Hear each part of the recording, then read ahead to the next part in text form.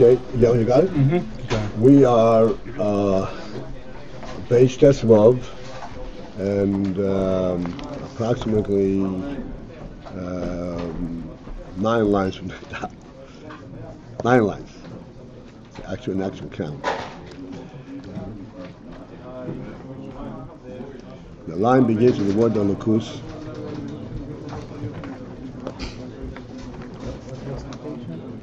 Tesvav, 15.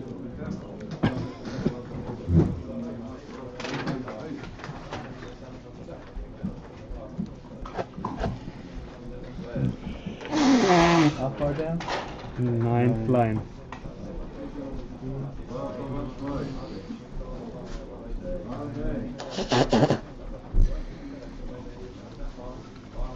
All right, so we discussed on Friday the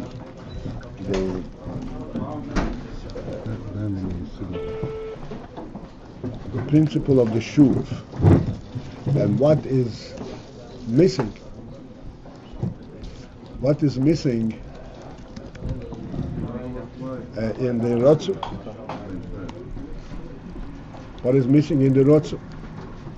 As we said, Einem Rabbet Tzimoinoi. And we explained the whole principle of Tzimoinoi, Tzimoin, the thirst,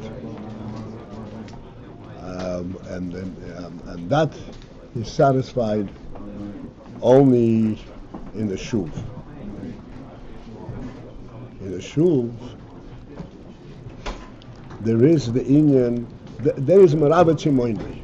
Then he satisfies his thirst in Torah mitzvahs.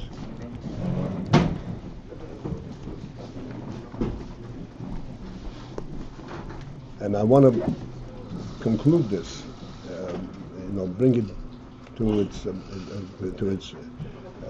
complete perspective. As we explained, the rotzu is not merabet tzimoin. What is tzimoin? Tzimoin is thirst, which is associated with water. And we explained the difference between water and food, and thirst and hunger. Food is something that is a standalone entity, and even after that you put it into your mouth, you still have to chew it and break it down, and it goes through a whole process until something of it is derived, and it gives chayes. Water, on the other hand, is a flowing element that wherever you put it, it flows right into the entire environment on its own. You don't have to accept water. You don't have to take it in and digest it and chew it up. On its own, it finds its way, which means it represents the principle that this is something which is given to you from a different source. It is not something that you take. This is something that engulfs you rather than you taking it. There's a difference between taking something with your faculties, with seichel. Seichel is a wonderful thing, but still, seichel is a mitzias, and therefore it is not. It's not satisfying the thirst. The thirst in the Malkus is to recognize and to experience the godly presence, not only present because I know it, but the godly presence as God provides it, not as I discover it with my seichel. Where are the...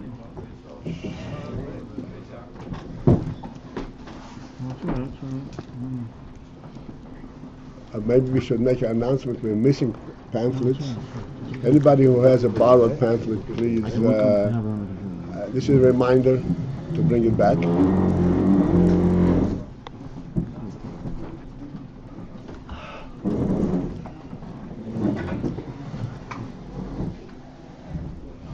He has another one. Yeah. There are no extra ones. I'll share with.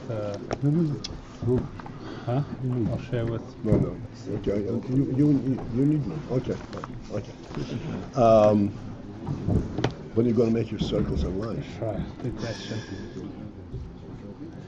So looks like you already made them on route. Yeah, right. The thirst is to experience. That's what his... Shimoin is. Shimoin is beyond me recognizing and me understanding and having proof and so forth. That doesn't do anything. That's convincing it. That's compelling, but it's not really experiencing it. Shimoin is the pshat. The Sadhu Shimoin means that there is a godly presence, whether I recognize it or not. I actually experience its presence directly.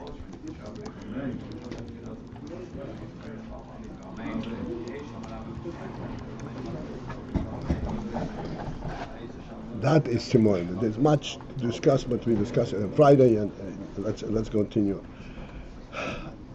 So that in the Rotzu, which is entirely based on Seichel, profound Seichel, pure Seichel, but it's still Seichel, it's still, so to speak, there is the element of discovery, his Boinanus, and therefore, with all that experience, and he cannot rest.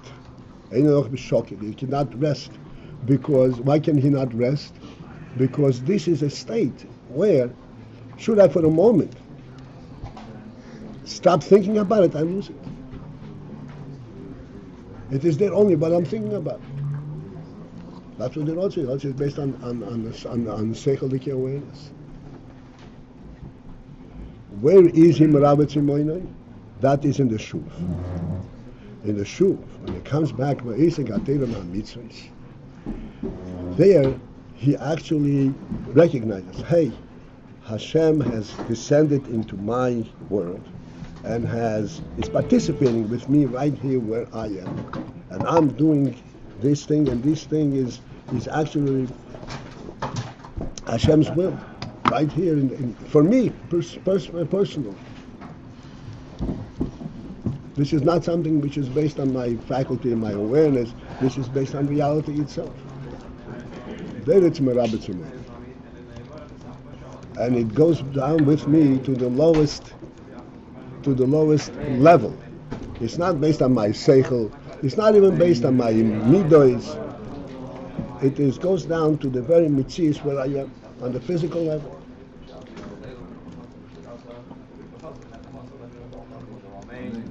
You can put on film. It's also if you don't put out something like that, if you don't do it, it's not there. It's also based on the mitzvahs.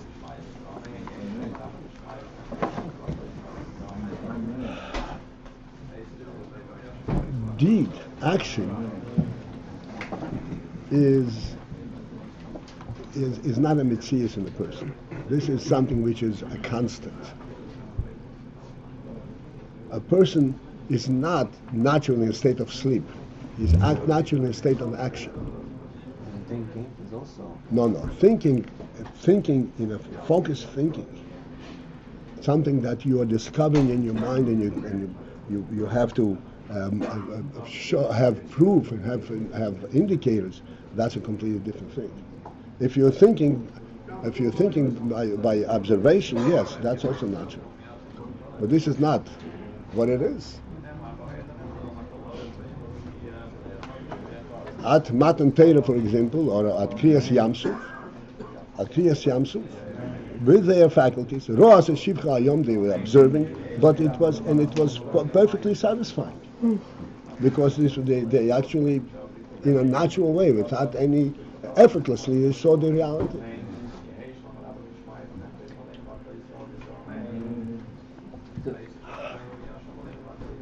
So there's two factors. Number one, it's beyond seichel, right? The other one that it's constant. So Rosh Hashanah Babuzi didn't see is because by the Yam they saw and they gave the whole thing the essence, but it was temporary because it wasn't tormental. So missed the second factor. Is that a correct statement? That the shuv has two factors. Number one, like you said, it's a higher than seichel, but the fact is, but also that it's constant. So there's two factors. So Kriya Shamsuf, they actually saw something which is beyond seichel, but it was transient because he didn't have the second factor of the mamash being constant, of the Torah coming within them. Is that a correct statement? It's correct, obviously, because Kriya Shamsuf was for the moment. But it's a completely different experience. It's true. It was from the moment. The reason it wasn't constant is because that is not what the Rebbe wants. It wasn't. The Rebbe wants that the Lakus should be within the kelim of the world, the natural kelim. The vessels. The godliness should be within the vessels. That was a miracle. That was a miracle, so it wasn't in the kelim. Right, and it was more a miracle. It's a complete transformation. So this is what we're saying, that the Eise Gatera mitzvahs, or mitzvahs, there is a real sense of the godly presence. Not only a presence, but actually experiencing it, actually getting a total a calm presence. That it is not due to my observation, not due to my discovery. It's just there. The Rebbe came down and he's right there. This is what happens in the Shul. And this is where there is a Gilui Elokus. Therefore, we understand why there is a Shuv after the Rotz. Okay, so now we continue further. We are on the line that begins with the Lokus. Rabbi Paltiel. Yes, sir. Hi, good morning.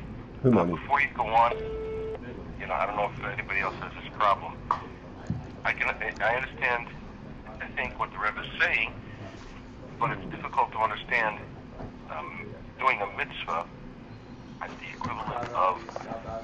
I understand how it's shuv. I can't understand how it is this experience of satisfying the thirst, of being surrounded, engulfed by the Gilui Elokus.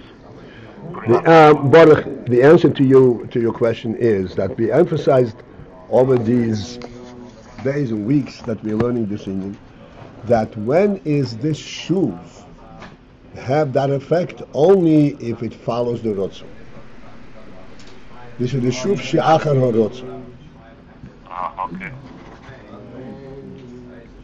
The just to do Torah mitzvahs without the prior Rotzu, yes, it does not have that effect. Okay. That's clear. Yeah. Got it. Okay. Again, so this is the line against the Lakus. Who bechinis his yashvus benafshe, and at that point, the Elokus finds a calm, a settled place in his nefesh.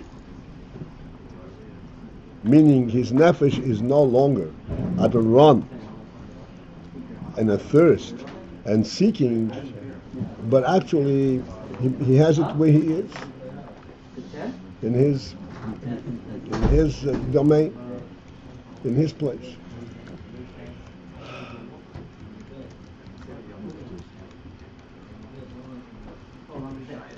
Now we have to go further. Okay, now we're explaining overall the Indian from Rotzu V'Shuv, that Rotzu is followed by a Shuv, and the Shuv is followed by a Rotzu, which is followed by a Shuv, is followed by a Rotzu. So far we explained why after the Rotzu there is a Shuv. And there is a necessity for a Shuv. ומכל מוקוים, but yet still, אחר השוב, after the shuv, יהיה עוד רוץ. There will still be another רוץ. Why is that? L'hayois, being that ki hashuv hu bebchinas gilui oir benafshoi, because that the shuv has the element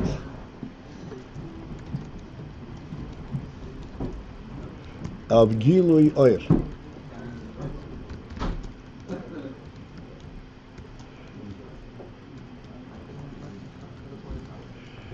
What is gilui oir?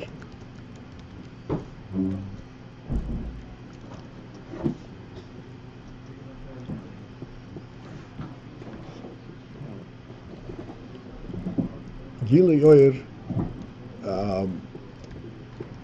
I will use the metaphor that we are constantly referring to. Our muscle of the host and the guest.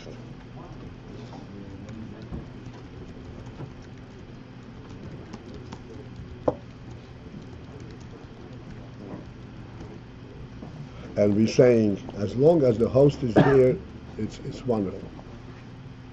If the host is not there, moves away, so then you're left with nothing. What if the host is not just leaving you and saying goodbye, I'm giving you your food, there's nothing more between us. But the host actually stays a good time with you. He spends time with you, whatever it is. And then he says, my time is up, I have to run. And now it is not a total disappointment, because you already actually have been given that benefit of that company and that recognition. But now you're left with the recognition that you have been recognized by this host. This is called Gilui Oir. In other words, when the presence itself, that's another atzmi. The presence, the actual presence, when he's actually present physically, it is not something that you recognize, oh, he is here. There is a total reality. It doesn't go at all through like any kind of recognition of Gilui Oir.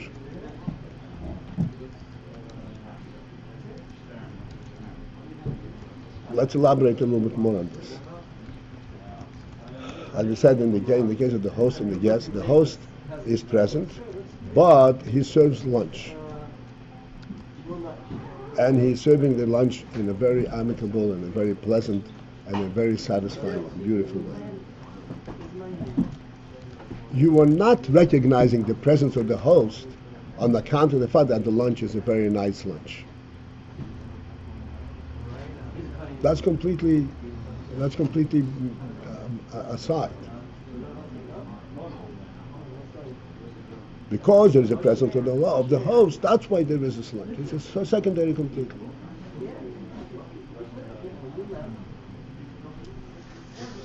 So at that point, you go directly to the source. Not, the source via some kind of an expression, which is the lunch.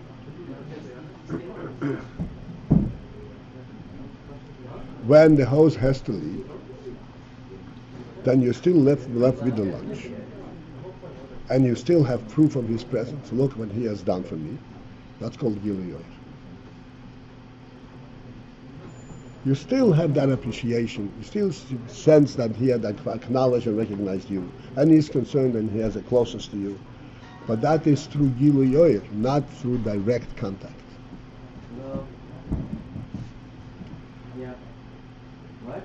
So this is what we're saying. In the shuv,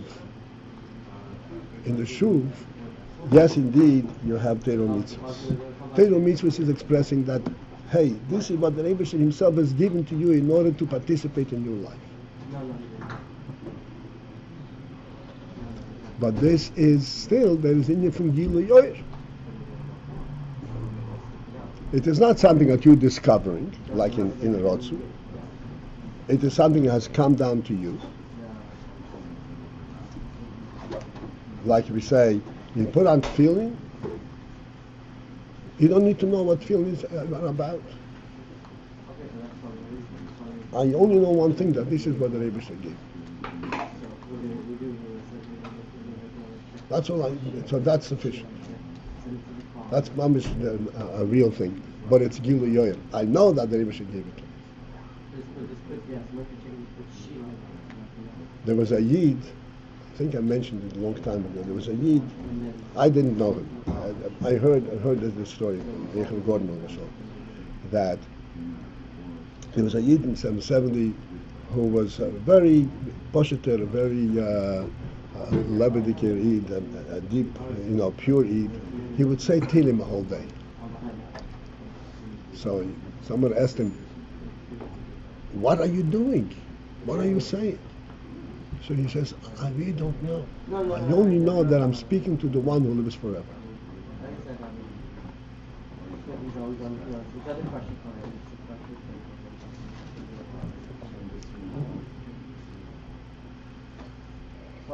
I don't know, by him, you could say that he has the Atzmis itself. Anyway, this is called Gilu Yoyer. What are we trying to illustrate with that, though? In other words, that's Gilu Yoyer? This is like Gilu, yeah. Why? Because he recognizes that he's speaking to him. But he has connection to him is by him speaking to him. it's not with any kind of, his intelligence is not engaged. In other words, he's not directly recognizing. Well, intelligence being engaged, this is like Rotz. Right. But this is deeper than Rotz. But it's still in you from Gilead. I know that this is so. It's Gilead Oyer as opposed to what? As the Etzem. Uh-huh. In Rotzo, he has more of the etzem. No, Rotzu is even less. Less. Rotzu is completely Gilead. Rotzu is through faculty, to Seichel. Uh-huh. This is not the Seichel. Rotzu has an element, as we said, of discovery. I said this story over. Huh? I heard this story once about one of the Shirim. I told it over to someone, and it doesn't make sense. And I had difficulty. Are you shocked? No, I'm not shocked, but I didn't understand it so well because I didn't have the words how to put it down. All right, so that, okay. All right, let's leave that. That's it. That only should show you what it means not to learn Chassidus. You don't understand such a pure statement. It missed on me too because I didn't have to. He was asking me, but he didn't understand what he's saying. So what He recognizes his presence and he's talking to him. But he didn't know what he's talking. He doesn't need to know. He understands. The one who lives forever understands what he's saying. He doesn't need to understand. In other words, the feeling of closeness. He's talking to him. That's what he's talking. He's praising him, saying, I know I'm saying something that he likes me to say. So I'm saying it.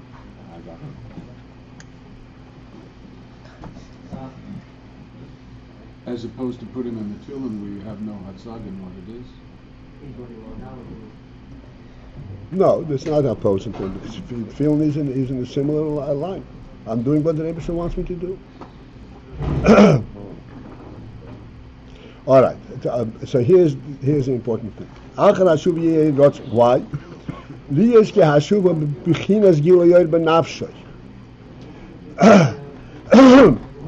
The shuv is in a gilui oyer manner. There's going to be some subtleties here. I'd like you to stay with me, okay?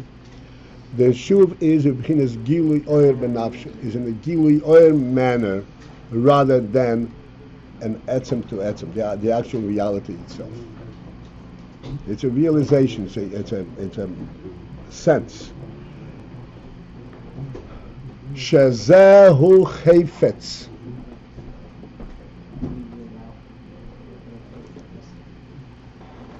What does that mean? Shezehu chayfetz.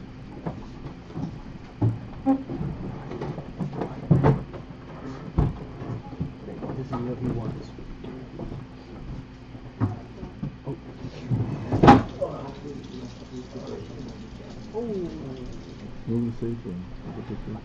Whatever happened? Oh, we fed the coffee to the table.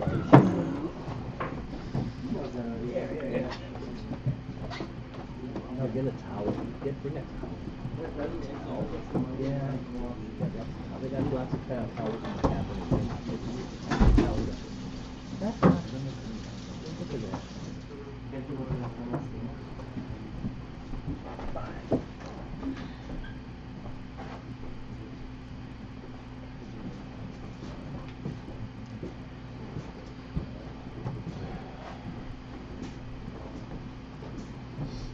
Coffee break.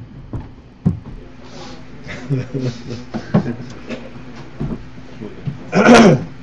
gentleman at the conference, we had a little bit of a minor mishap, so we have to just clear it up over here. So this is an example of we have the Gili order, but not the Etzim. Right. It's stuck. That's We have a excellent. hell of a hesed, not the I Gili. forget that, Bora. Dish towel. Because once they wipe off the coffee, Please take the box off the we're not going to have the Gili order anymore.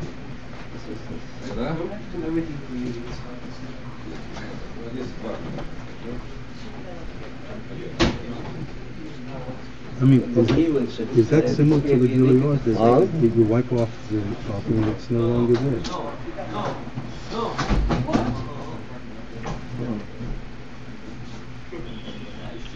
Now we have the Gili order, we don't have the Gili. Oh. Okay, what is it, Baruch?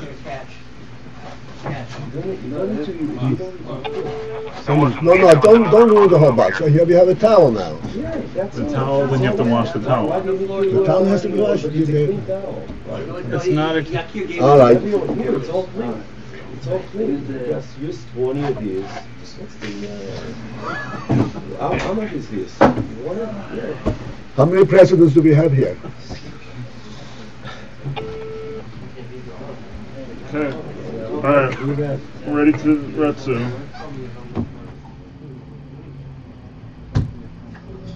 Ready for the Retsu after the Someone shoot. said that you have the Gili order but not a Kaylee if it's spilled coffee. Uh-huh. Can you work this into the shoe? Let's work it in. Let's down. Let's settle back. No, Okay. can you work this incident into the shoe?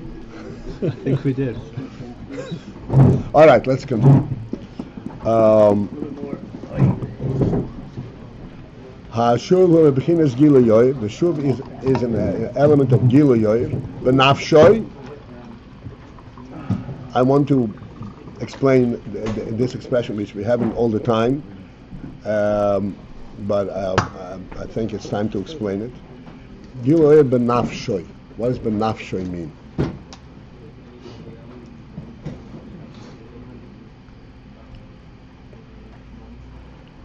Lately, we have been emphasizing this yesterday and other times, and now hopefully we'll have clarity in this. We have to understand that Seichel, Gilu Yoyer,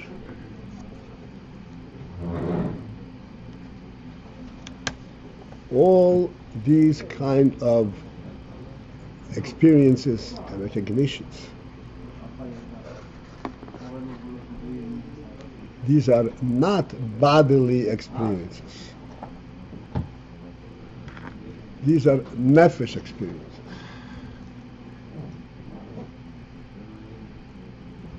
It is true that the nefesh is in the body, and therefore it has to go through the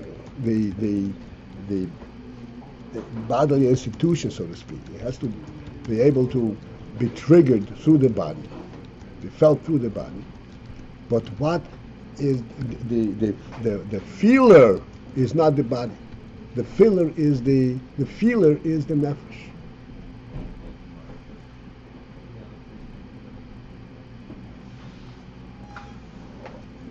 Now we give the expression. Can I borrow this tissue? This is not even such a good example, but close enough. When you hit your hand on the table, You feel the pain, and the pain is due to the fact that actually the physical hand has been affected. When you take, I said this is not a fine beer. We had real soft piece of, this disposable plastic. You feel it in your hand. You don't even know you have anything in your hand. So it is through the physical hand that you feel it. But who is the feeler? The feeler is the life element in the hand. It is not the hand.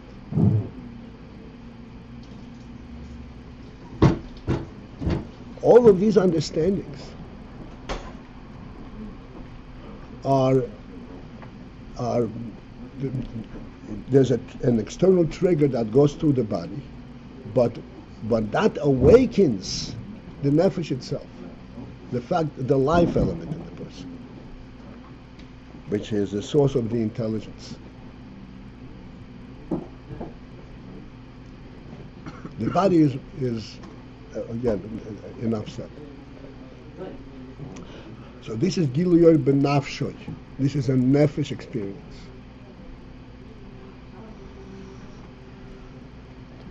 Doing all the mitzvahs, putting on feeling, learning Torah, and even learning Torah bit seichel mit alle Sachen. This is not a bodily experience. This is a nefesh experience.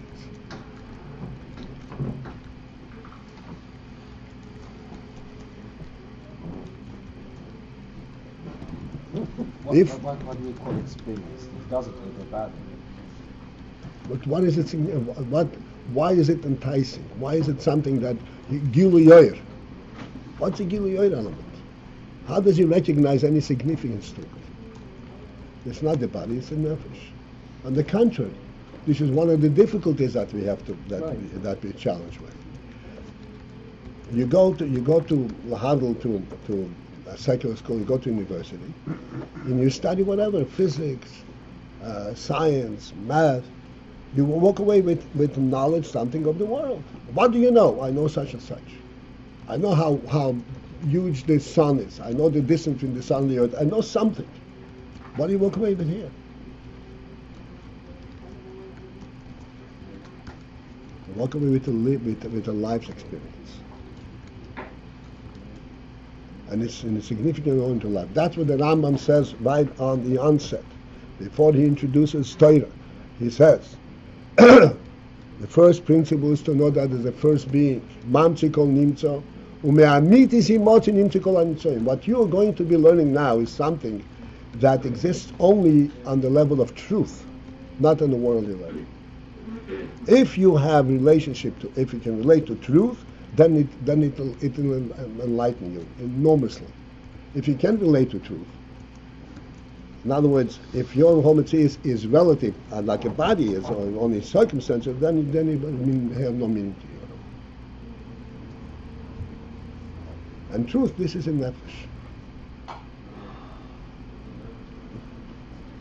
This is the life itself. That's what it constantly says, Giluyot Benafshoy. So the whole of all the philo, where at least momentarily you try to get the Nefesh Bahamas to understand our course, and it's not Gilu or it's more Seichel. How do you influence Nefesh Bahamas through davening? And the whole content of davening is you want the Nefesh Bahamas to relate to it. And it's not Gilu or, it's almost a Seichel that you're impacting the Nefesh Elokis, Nefesh Bahamas. So is that the same kind? No, that's not the way. That's not the way it works. The Nefesh Bahamas is impacted by the experience of the Nefesh Elokis, not by being in close proximity, not by what the Nefesh Elokis is actually thinking about. That is a very, very high madriga. This is called this hapcha.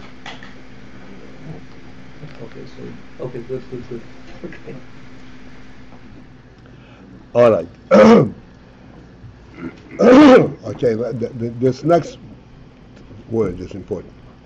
So, shezehu chayfetz.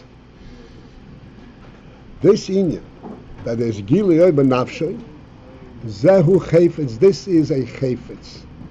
A chayfetz means a want, a desire.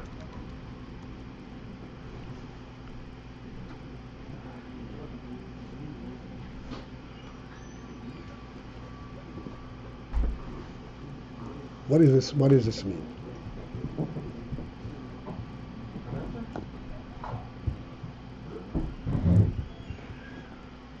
We said that shuv is something. Shuv is a reality that comes to you rather than you seeking it, like in a rotzu.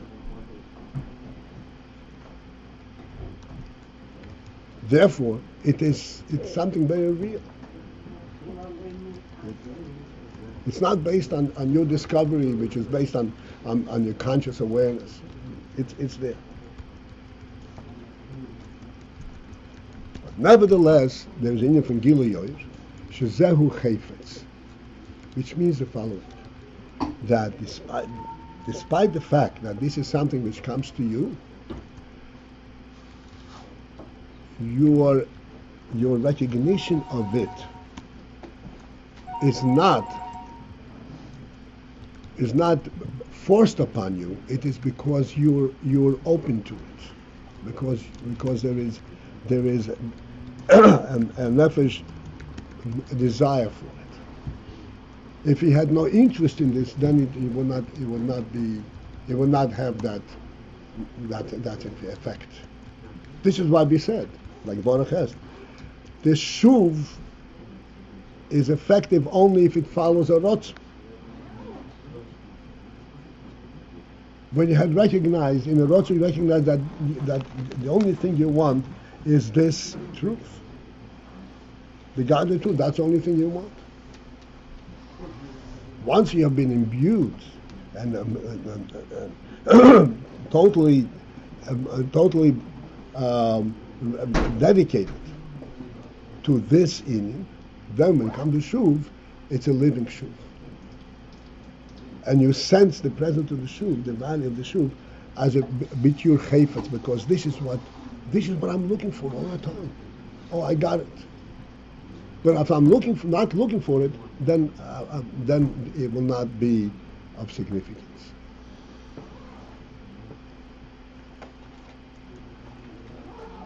So therefore, is Gilu Yoir.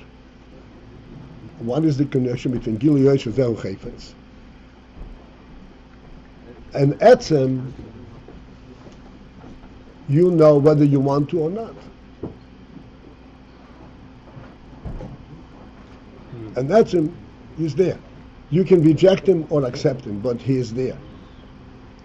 Oir is there only if you recognize it. Only if you have a chayfetz for it.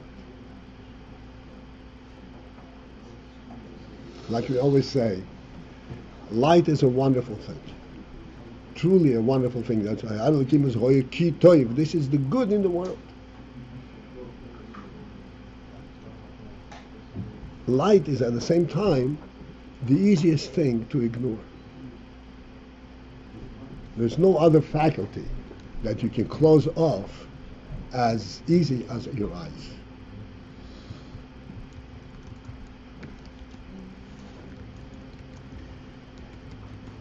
You can close your eyes in an instant and there's no light.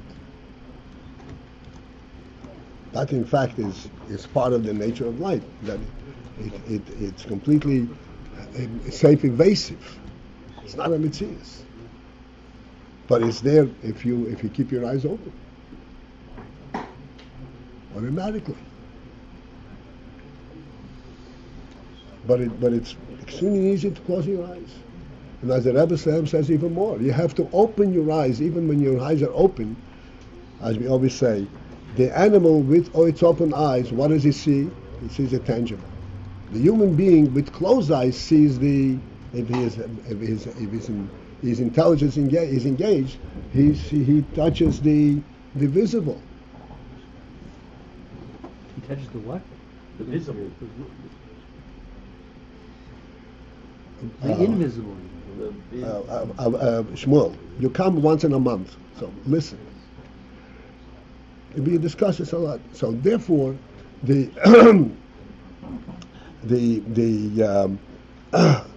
oil is there. It's light, but it doesn't force itself. This is not an answer. This is a more subtle reality. It's such a reality that reveals reality without you being aware of what made you see this reality. The connection directly to the reality. This is why, as we said, it's the easiest thing to ignore. To the extent that you can actually see light and see dark and see it in the dark, as if it were dark. It's the same thing. So zehu chayfetz. So therefore, zehu chayfetz. What is it? Example of an action which you can't ignore. Do you see him? Do you need to want to see him in order to see him? It's only because I could also close my eyes. No, close your eyes, yes. I'm talking about the etzem, the mitzias. Maybe the etzem is called myself. What? Maybe the etzem would be called like for myself. Like I can close my eyes. I can run away. Okay, maybe. I really don't think it's necessary to go into this.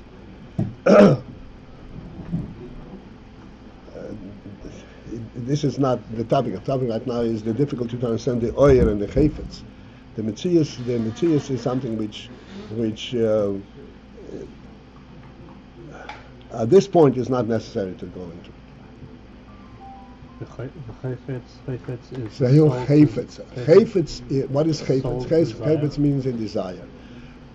In simple terms, it means there is an active element in this. Like an active looking, opening your eyes? Right. It's an active element in this. Even though Please, he doesn't need, you don't need to further identify it. There's an active element in this. Sufficient. Is anything missing in this? Is there an active element or not? That's my question. Is there an active element? Because it comes because he had Ratzah before. Because he has also before. If he didn't have Ratzah before, he wouldn't see it. He wouldn't see it, wouldn't it happen. wouldn't mean anything. So there's an active element in it. There's an active element. Wait, There's what? there's a nefesh element. There's a nefesh. We started with it like water, where there's no active element. Now we're coming to the active element is that it's gilu ur. Even though he's in shuv, and this is the activity, yeah?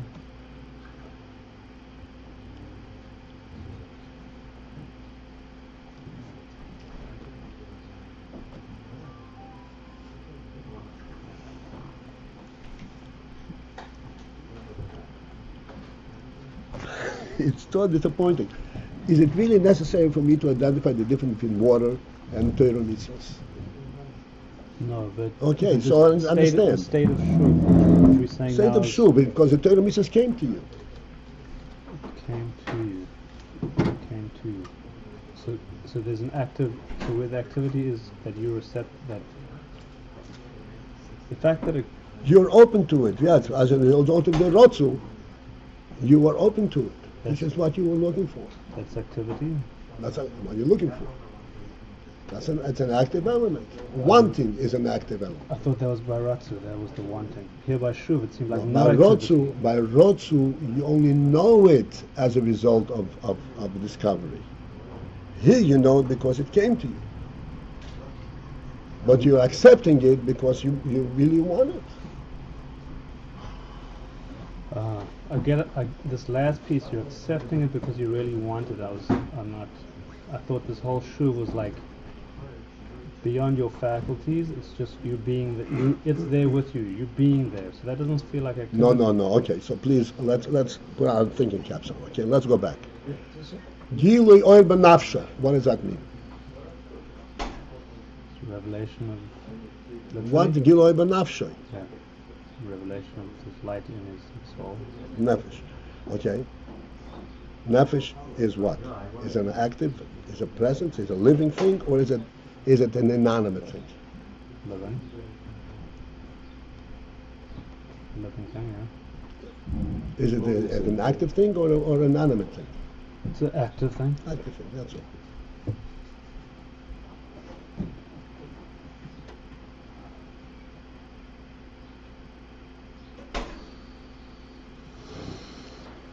When we say it's coming from above, so it's not being forced upon you. like you force, begashmi. So here, move.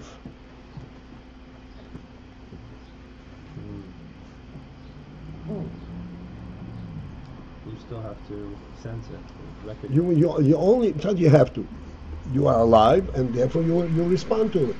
If you're not alive, you won't respond to it.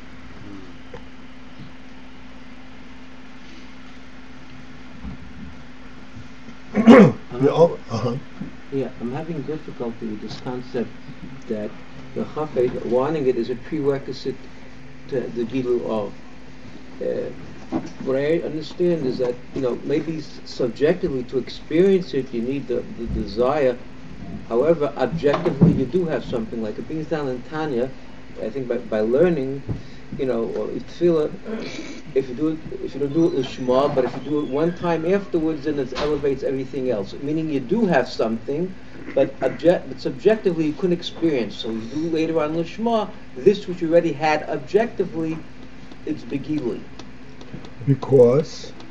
So it is something. Subjectively, you may not experience it. No. Okay, good. No. Let's explain. Okay, because you have an ava mesuteres, which is also an active, but you're not sensing that activity, but it's an active ahava. Ah, very good. So on one level, you are experiencing. Yeah, there is a life. If you're lifeless, it's not going to help. Oh, so it's really there. It's just good. It's really there, but it's so subtle because you're preoccupied with world, so you're not sensing what the neshama is talking about. The neshama is alive. That's good.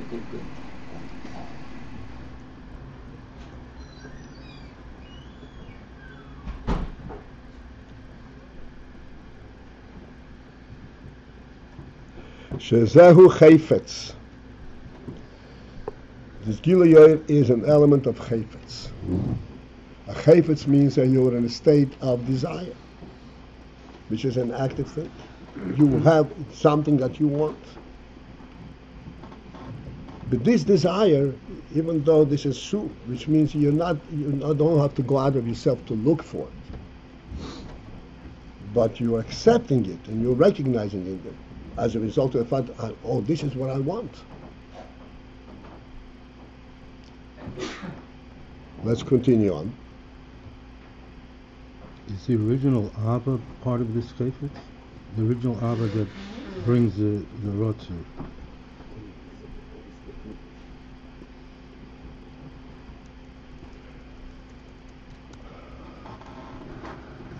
Yes,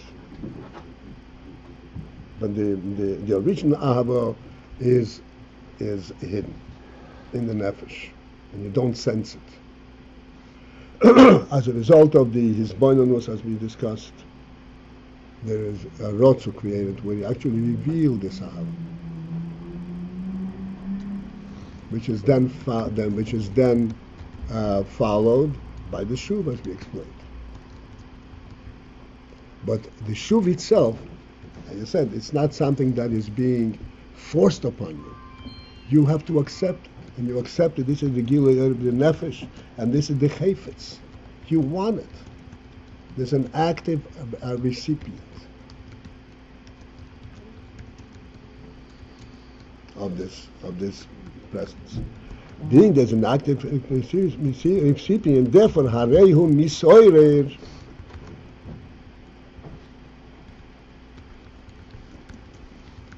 Harehu misoirer. Therefore, they be explaining now how after the shuv is followed by a rotzer again. He already has everything, so why does he want the rotzer? So he explains the shuv itself has an element of rotzer in it, in the sense that it is chayfetz.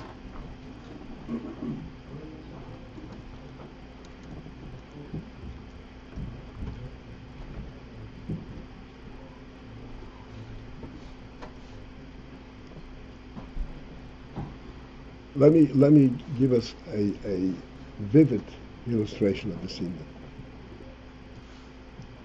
We were talking about before in the Rotzu that there is his bonus, and he goes deeper and deeper and deeper. This is kind of his personal pursuit. What is the state and what is the experience of someone, of the Rab explaining, someone explaining to you something? You don't have to pursue it. because it's being explained to you, and it's being explained to you at your level with all kinds of misholim, like we say, a moshel, that retranslates the Indian at your level. It's being presented to you, so to speak, on a silver spoon, on a silver platter.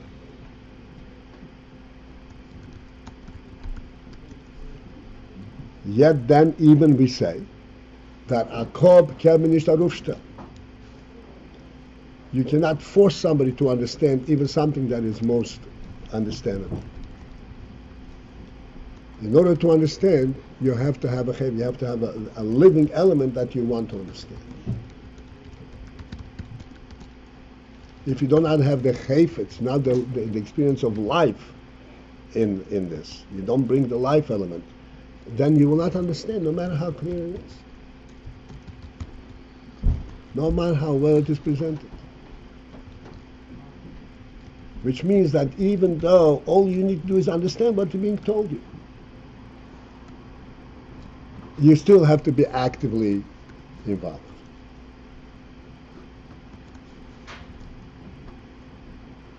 This is the similar thing.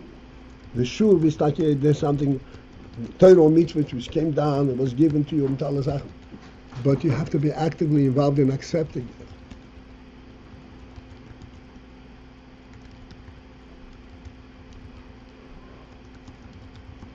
We explained many times the principle of Nase v'nishma. And generally, Nase is being interpreted as submission. So we explained that is not what it means. Nase, that's why there's a nishma afterwards. It's not just, I'm not there, just make me do something and I'll do it.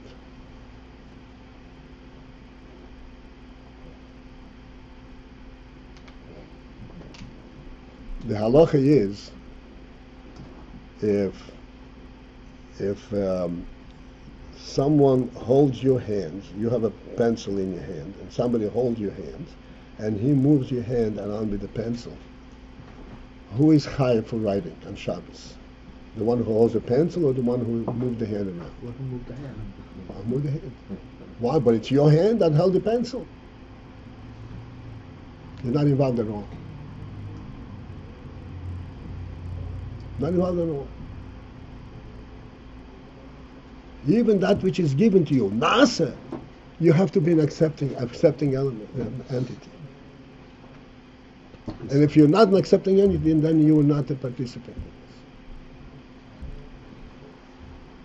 So that would happen with Rusim? No. So therefore, this is even though it's something that it's Kemil Milo, it's Gilu Benafshe Shezehu Chayfetz. There's an active acceptance. Now this Harehum Misoire, therefore since it's a Ayin Chayfetz, Harehum Misoire Oid. Therefore he is aroused again. Bibchinas Rotzu. With the Rotzu again. After the Shuv, he's aroused again with the Rotzu. Really, Paltiel? One second. Explain. No, I want you to continue, rather than the question. Baruch, is it? You need the question right now, or can you wait? Well, Akiva says I have to wait, so I'll wait. Wow, what a obedience! Ooh.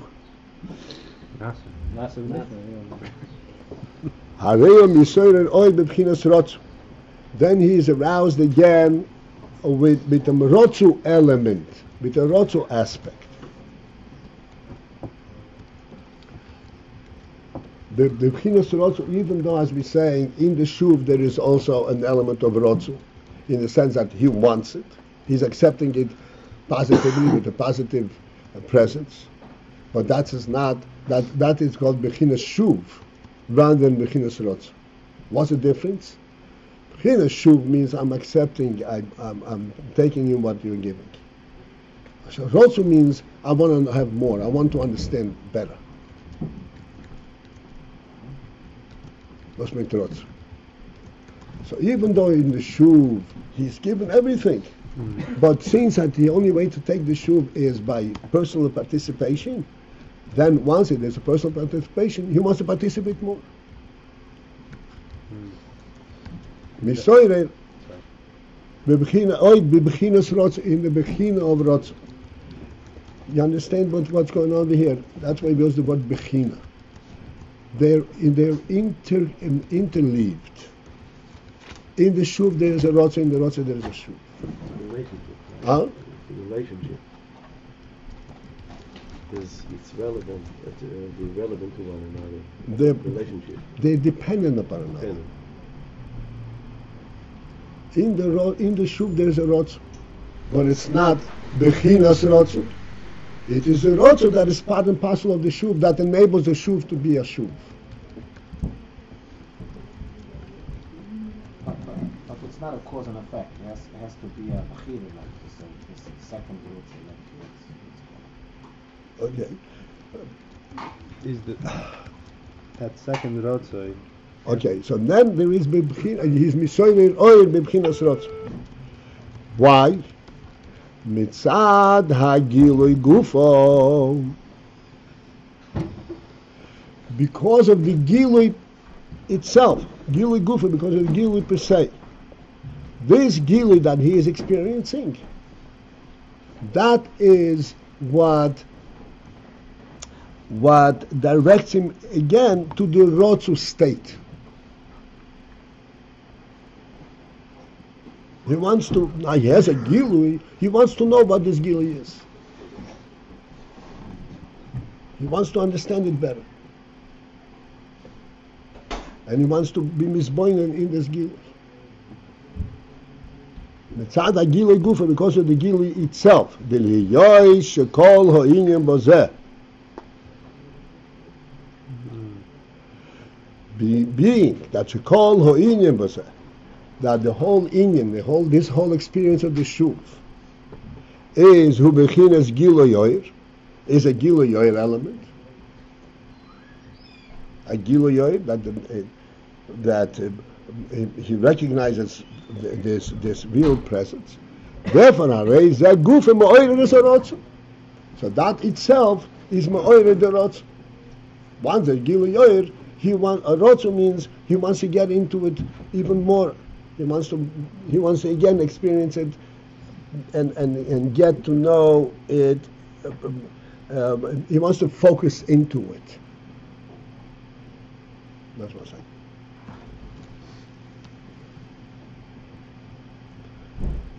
Besides this is the from Torah mitzvahs. Torah mitzvahs, okay, I don't need to know anything. The Rebbe said, put on tefillin, so I'm putting on tefillin. But, as we said, there is gilui yoyer in it. The Rebbe said I should put on tefillin.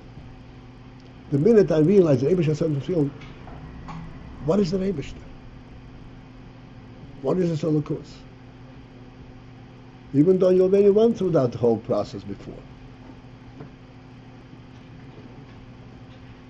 But that itself arouses a desire to again experience, to again getting a full cognizance of this inyan of Elokus. Not just the presence of Elokus, but actually to understand the dearness, as we said, the preciousness of Elokus and the greatness of Elokus and so forth.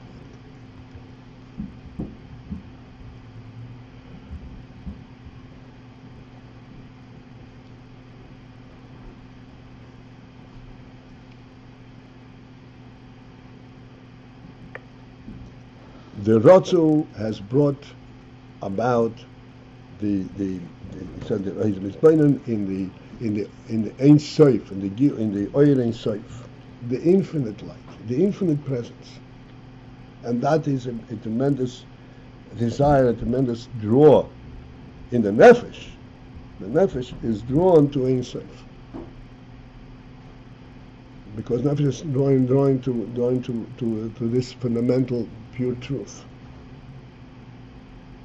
and then he realizes that he has, coming from this pure truth, can be translated in his little world by putting on tefillin.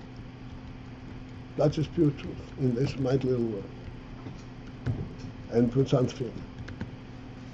But he puts on tefillin because this is a translation of the pure truth.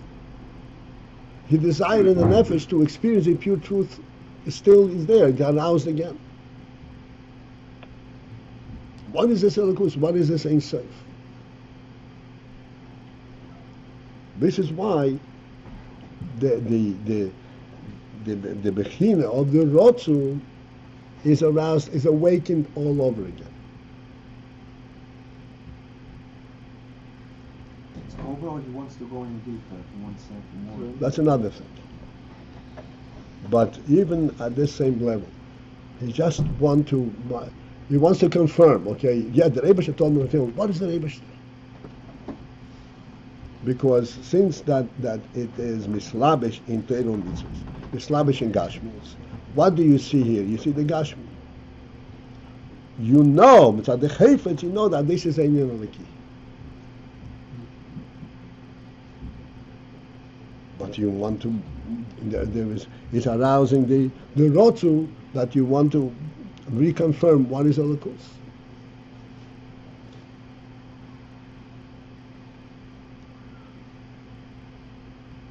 This is why there is the Rotzu that follows the Shuv. In other words, if the Shuv it does not have the from Gilui Yoir, if the Shuv has an actual something that's, like we said, is being forced upon him, superimposed, then it would not result in a Rotzu.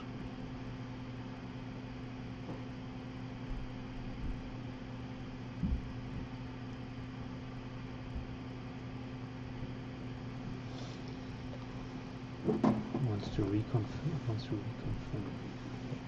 If it is no mitzad Gilui Yoir, for example, if one stands in front of the king,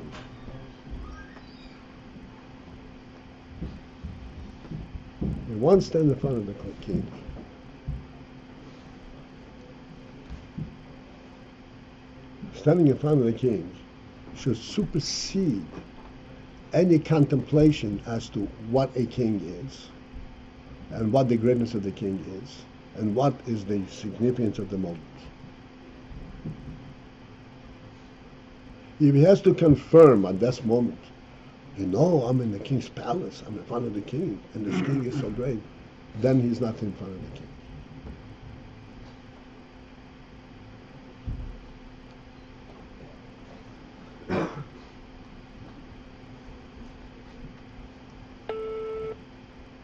In front of the king means that this is the godly reality, the king's reality. This is what's called etzem. This is not Gilui Yoir.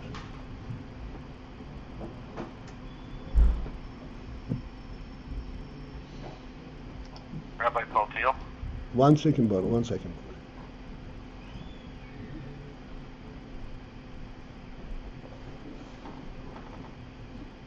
This is the difference, let's say, the whole davening,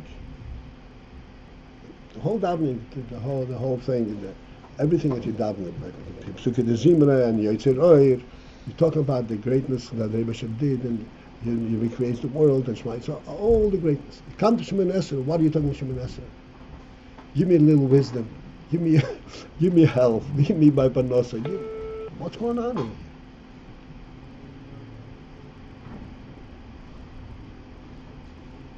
And as we said many times, Shemoneh Esrei is a completely, totally different experience. Whether you're wise enough to understand what it means to stand in front of the king or you're not wise, that's nothing to do with it. You are standing in front of the king, period. And just to stand there, as we said, even if you're not that intelligent and you cannot focus, and your mind is floating around, but you know you're standing in front of the king. And you stand firm, you stand focused, and you will not look out from the seat, you will not look around at all. This is what I am. This is the reality itself. This is the sense of being inside the palace, inside the inner chamber. How does that fit with asking for a panasa? What? How does that go with asking for a panasa or those requests? Right, because then here I am, and whatever you make of me, that's what I am.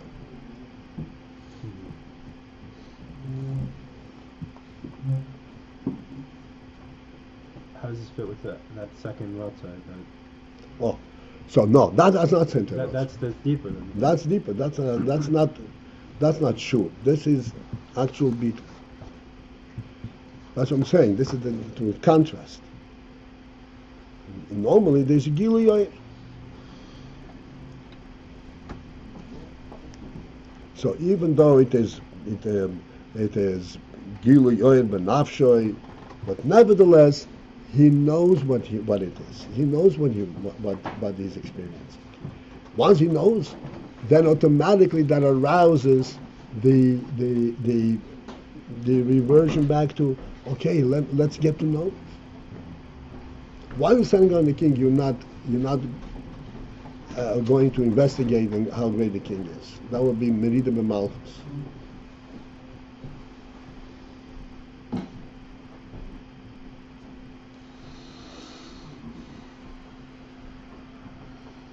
You know the story I mentioned to you. All the questions will be handled. I have to we should get there in the point. This is sort of like a joke, but it's not a joke. It carries a profound message. This villager went to town, and he actually approached the king. He's a villager, he's a simpleton beyond simple. And he comes back to town and he says, the king spoke to me. Oh, can you imagine? The town hears that one of their colleagues, the king, spoke to him. The whole town is aroused and everybody comes together. So, what did the king say to you? The king said to me, get out of here.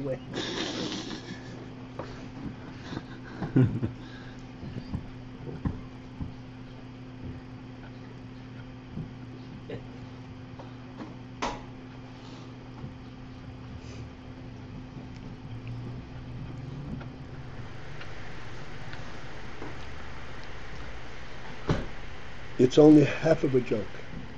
The other half is real.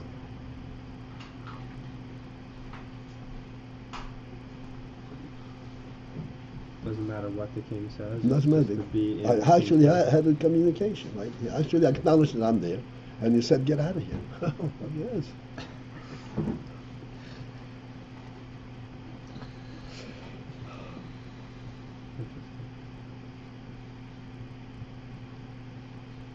Okay. Baruch, your turn. I'm sorry. It's not relevant anymore. Okay. Oh.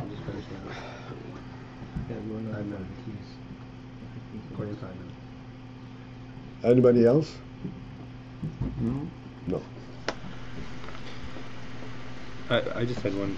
When you mentioned about the shuv in the mitzvahs, and then you're saying that the ratzah after that is to confirm who is the mitzvah, or getting more into the one who gave the mitzvahs. Why is it? No. What is this? What the significance of this mitzvah is? That's what I wanted to know. Isn't it more like tefillin? You put on tefillin. Isn't it? He wants to get deeper into what's this tefillin about? No. That's what we need. What a mitzvah? What's a mitzvah? Why is it doing? What is it doing? Not the specific mitzvah. That's something else. No. What's a mitzvah? What's the value of the mitzvah? It's not it specifically. It's the fact that it's a mitzvah from the Beis. How is that significant? That's Gilui Yoyer. The Beis came down and gave him this mitzvah.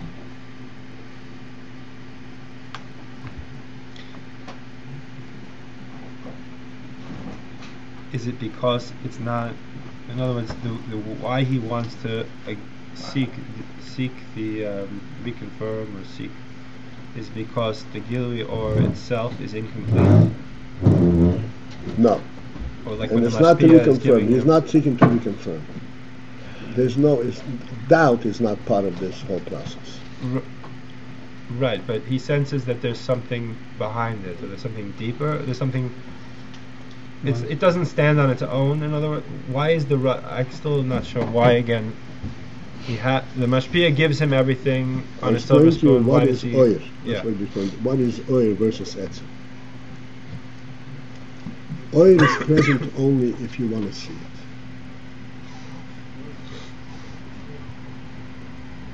It's not the etzem. No matter how much you understand oir, there's still something more. And then Because oir is really representative of etzem. So then he wants it. He wants to experience etzem. He wants to. So that's the ratzah. He wants to see. He wants to read. He wants to see the truth of it on this side, even though he's actually experiencing it.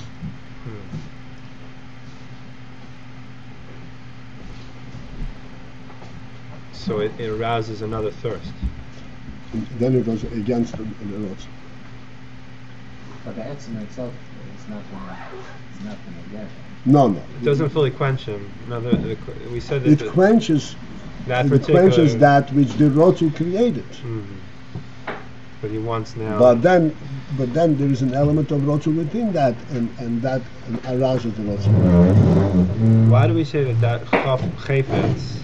That is what. Like, how do we get from the fact? I understand that the shuv there's an active element, the ratzah within the shuv.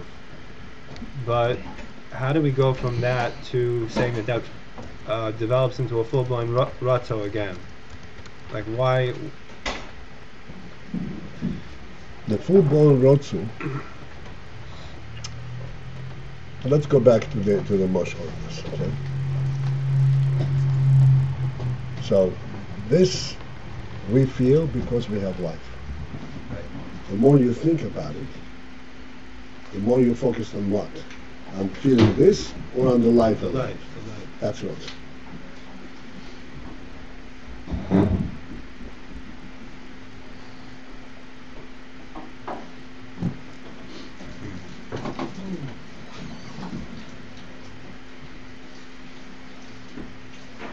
The shuv triggers the life element. Because the shuv consists of that experience, and that triggers the interest in the life element.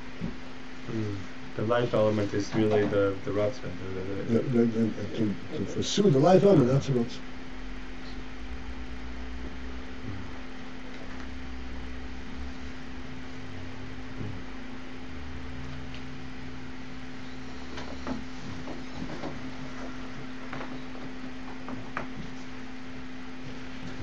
To be continued, Mitzvah Hashem.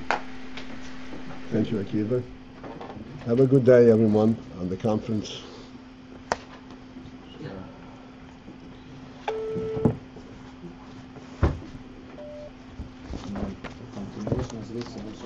Huh? That's right. You get the money for this. Yeah. Because that's the cause.